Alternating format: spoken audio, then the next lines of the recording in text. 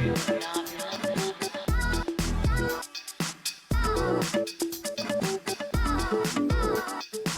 everyone. I'm here with Constable Ryan Dare with York Regional Police Marine Unit, in particular the dive unit, and we're on the site of what's going to be the future home of York Regional Police Marine Unit up in Bonnie Boats in Jackson's Point. Ryan, can you tell us a little bit about what's going on here today? Yeah, absolutely. Today we're here together. We're practicing our dive operations as part of the underwater recovery team monthly training that we have to do. We do have to do 2 training days every month. And of course, this time of year, it's in the winter, we still have to practice our dive training, so we have to be doing it under the ice.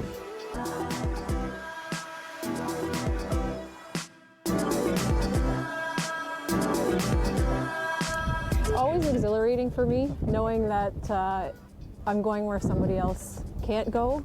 I mean, obviously I'm under there for different reasons. You know, the York Regional Police Underwater Recovery Team looks for evidence and unfortunately bodies. But underneath the water is obviously totally different than from being up here. We're sitting at 290.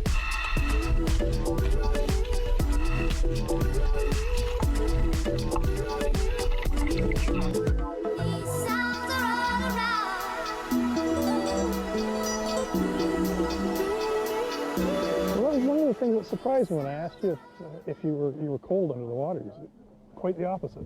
It's quite the opposite. Obviously, we're, you know, York Regional Police takes the time to actually give us the suits that are required for doing underwater recovery.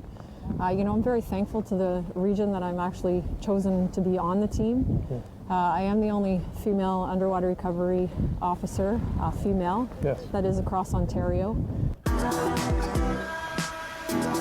We train 2 days a month, and that is, we do scenario-based training basically, and then obviously if we're deployed. You know, we do have a great team here. I'm very thankful that they, you know, chose me to be a team member, but it does take competence in your work. Obviously you want to be great for the community.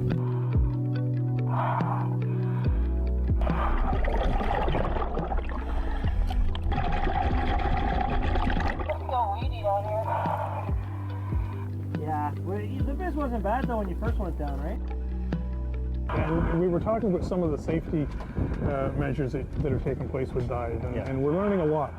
For one thing, I see a tether going out to the diver. Absolutely, yeah. So the way we dive, we're always tethered to the surface.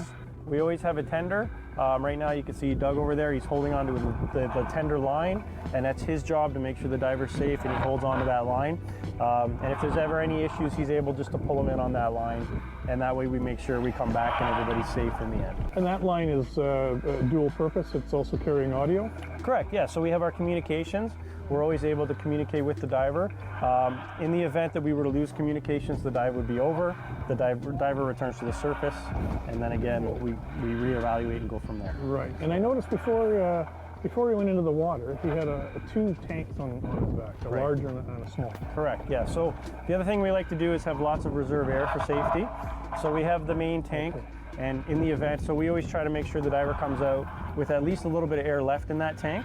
But in the event that something happens and they happen to burn through that air unexpectedly, they have a reserve tank they can go to. They twist the dial on their suit, and they're on that reserve tank, and that'll buy them some time to get to the surface safely. Okay, so just more of the safety put in practice, right? Absolutely. And that's what all this is about, is safety, safety, safety. And I even noticed ahead of time there was some hand signals being used? Yeah, hand signals, they're basic dive. One's just to touch the head that the diver's okay. And that's just stuff we do just for routine and practice to make sure we're following our procedures properly. So your training is, you do this a couple of times a month? Yep, we do two training days a month, and that's all year round. And that's just to keep everyone fresh and up to date with? Yeah, it's a perishable skill, and it's something that you need to practice, keeping your buoyancy down there, and unless you really do it, it's hard to describe, but it's just something you really need to practice, and it's skills that you can lose. So great. Yeah. Well, thank you very much for taking the time to chat about ice and dive. My pleasure. Anytime. Thank you.